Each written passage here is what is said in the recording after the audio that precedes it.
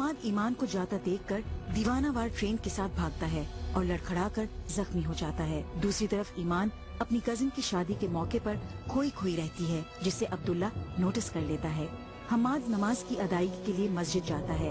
मौलवी साहब उसको अपनी इज्जत का वास्ता देकर उनके खानदान का पीछा छोड़ने का कहते हैं, जिसे हमाद मान लेता है और मायूस होकर चला जाता है। इधर ईमान और हया अब्दुल्ला के साथ शादी में शिरकत के बाद घर वापस पहुंच जाते हैं। क्या हमाद की दीवानगी मौलवी अलीम के दिल को पिघला सकेगी?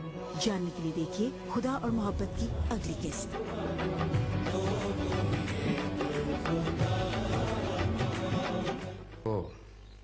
अमीर ज़्यादाबाद जिद्दी है और मुझे डर है कि उसकी कोई भी लफ्ज़िश मेरी बेटी के कोरे दामन को मुझ पे किसी भुगतान का दाग ना छोड़। इसलिए बहुत सोच विचार के बाद मैंने ये फैसला किया है कि मैं ईमान का हाथ तुम्हारे हाथ में देता हूँ।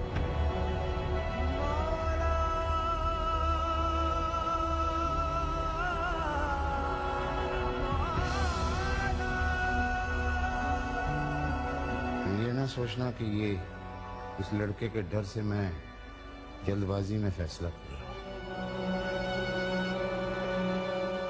ये बात बेटे मेरे दिल में उस वक्त से पल रही थी जब तुम्हारे माँ बाप मरहूम चले गए और तुम्हारी परवरिश का जिम्मा मेरे पे पड़ गया। अलबत्ता वक्त ने मुझे मोहलत नहीं दी कि मैं ज्यादा ऐसन तरीके से ये फर्ज सर अंजाम दे सकूं।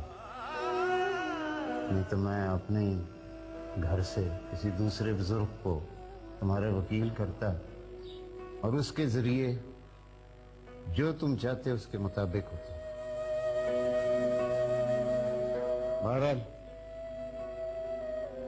अब भी तुम्हारा फैसला तुम्हारे हाथों में है। मैं नहीं चाहता कि तुम किसी एहसान या सादतमंदी की वजह से हाँ करो।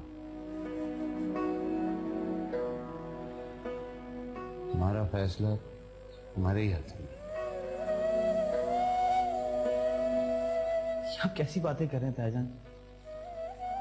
मैं अच्छी तरह जानता हूं कि आपने माँ बाप से बढ़ के मेरी परवरिश की, हमेशा मेरे हर फैसले की आज़ादी का हक दिया, मेरे वालिदैन से बढ़ के मेरा ख्याल रखा।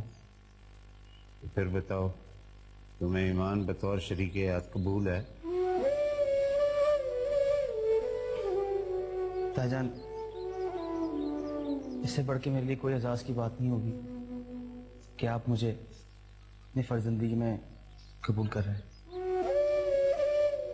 ठीक है बेटे, तुमने मेरे दिल का बहुत बड़ा बोझ हल्का किया है। अगले महीने की पहली जुमेरात को तुम्हारा और ईमान का बाकायदा निकाह होगा और इसके बाद हम ये भी फैसला कर लेंगे कि निकाह के बाद रुखसत होकर ईमान तुम्हारे साथ कहाँ जाएगी। फिलहाल तुम दोनों को पुराने हुजरे में मुंतकिल होना पड़ेगा। अल्लाह ने चाहा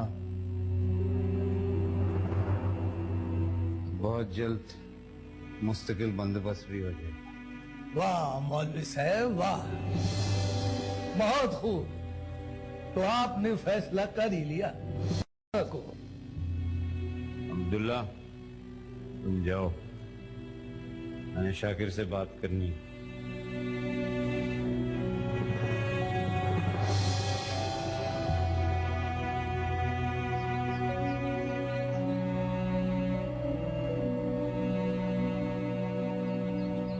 ये आप ठीक नहीं कर रहे हैं मौलवी साहब।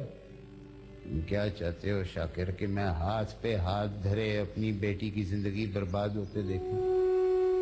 तुम खुद एक बेटी के बाप हो और तुम्हें पता है कि बेटियों का दामन कितना कोरा है। और फिर इस माशरे के अंदर एक मौलवी की बेटी, उसके दामन को तो एक गर्द आलूद हवा भी आलूदा कर सकती है। तुम चाहते हो कि ईमान सारी जिंदगी ऐसा ही निशान अपने माथे पे सजाए, पल पल मरती रहे? मौलवी साहब नहीं, आप ठीक कह रहे हैं, आप ठीक कह रहे हैं मौलवी साहब। मैं भी एक बेटी का बाप हूँ, اور اسی ناطے آپ سے صرف ایک بات کہنا چاہتا ہوں کہ اگر آپ ایک بار حماد بابا کی تربیت اور خاندان کو حماد بابا کی ذات سے الگ کر کے دیکھتے تو آج آپ کا فیصلہ وہ نہ ہوتا جو آپ نے کیا ہے. فیصلہ ہو چکا ہے شاکر. اور مجھے امید ہے کہ تم اس کی راہ میں دیوار نہیں بلکہ راستہ دینے والا دروازہ بنا.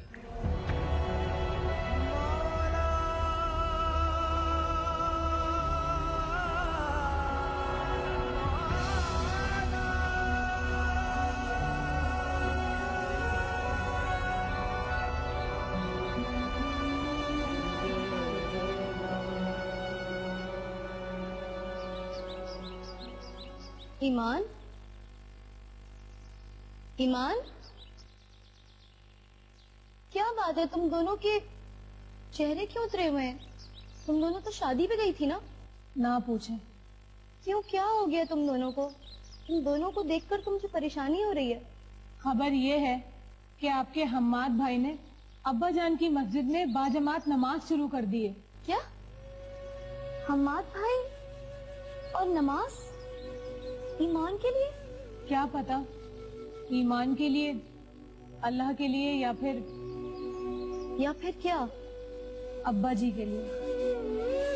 اتنی تبدیلی حماد بھائی میں، بہر عشق. لیکن وہ ہوتے کہاں ہیں؟ کہاں سے آتے ہیں؟ کہاں چلے جاتے ہیں؟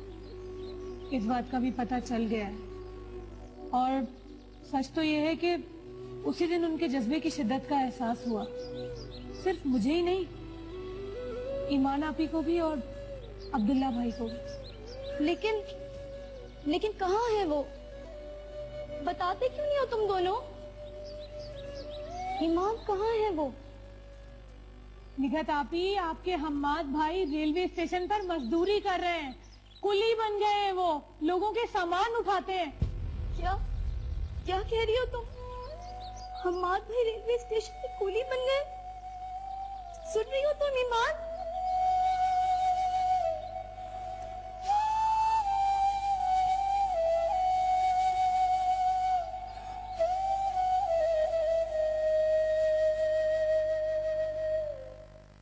مجھے اتنا پیار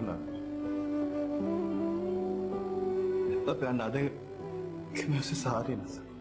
اصل میں ہم حماد بابا کا پتہ کرنے آئے تھے. بابا ماد، یہ بتاؤ مولوی صاحب کا کیا قصہ ہے؟ میں نے سنا ہے تم تو بڑی دور نمازیں پڑھنے جاتے تھے، پھر اچانک جانا چھوڑ دیا، کیوں؟ آپ سے جتنی باتیں میں شیئر کر لیتا ہوں اتنی میں نے آج تک کسی سے نہیں.